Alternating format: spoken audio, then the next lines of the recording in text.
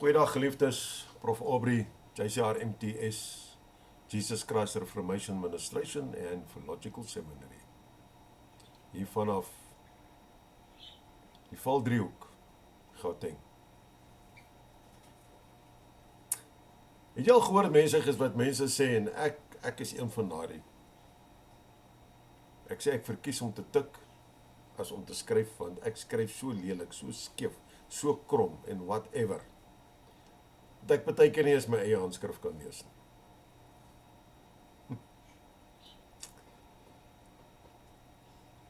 En baie keer is ons lewensverhale, ons lewensstories dieselfde.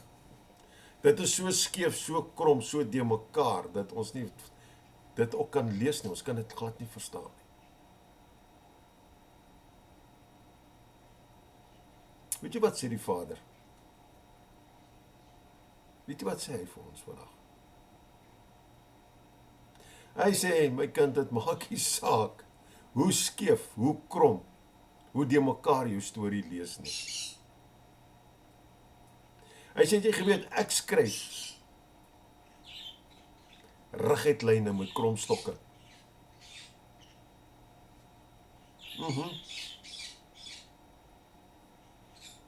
Hy sê, dit maak nie saak wat se riller daai hoofstuk was wat jy geskryf het nie. Hy sê, ek vee al daai rillers uit. Al daai slegte woorde, al daai slegte ervarings. En ek vervang dit met 'n gelukkige einde. Wow.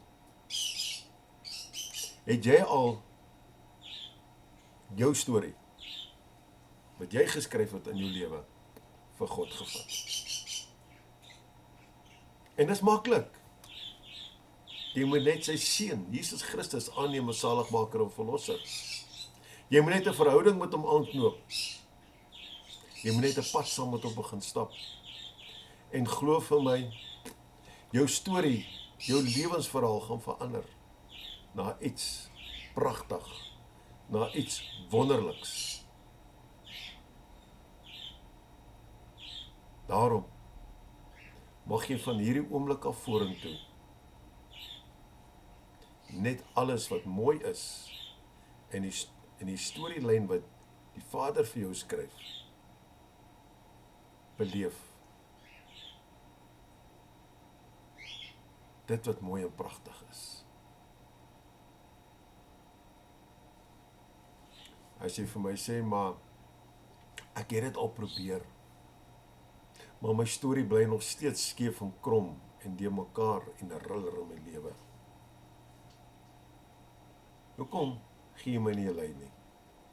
Kom ons gesels bietjie en ons kyk hoe daardie kromstok van God daai storie van jou reguit maak. Ja, reguit maak. My nommer 076 479 7517. Tot volgende keer. Shalom.